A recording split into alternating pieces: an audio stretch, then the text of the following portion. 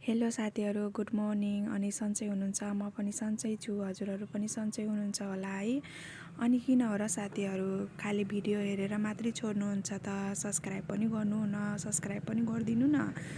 अनि हामी चाहिँ आज आथेम त्रिवेणी घुम्न सिसमहल गजराटतिर। अनि हेर्नु न कति राम्रो पहाड है।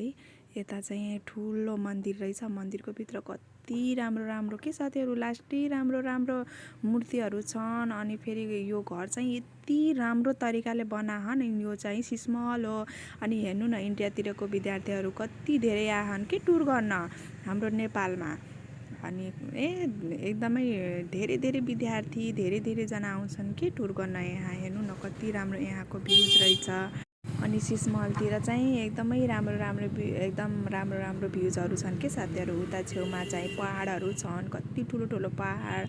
अनि हेर्नु न यता पनि कति राम्रोसँग बनाहन। यता चाहिँ गेट रहेछ उता जाने घुम्न के। अनि हाम्रो बहिनीहरू पनि गएको थिएन। अनि हाम्रो बहिनीहरू र फ्यामिलीहरू सबैजना गएको थियौँ के घुम्न।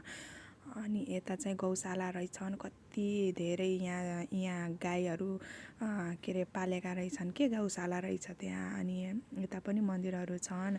अनि हेर्नु न कति राम्रो भ्यू के। अनि यता चाहिँ गजराटतिरको यहाँ मूर्तिहरू पुरानो मूर्तिहरू हुन् के यो साथीहरू।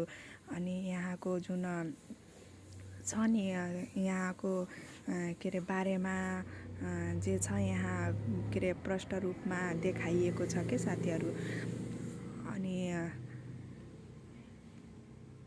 हेर्नु न यतातिर कति राम्रो जङ्गल पहाडै पहाड छ। अनि पानी पनि धेरै थियो के साथीहरू, पहाड पनि पानी पनि धेरै थियो। अनि पहाड पनि कति ठुलो ठुलो।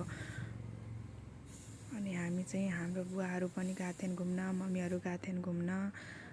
अनि हामी हेरिरहेको थियौँ पानीहरू।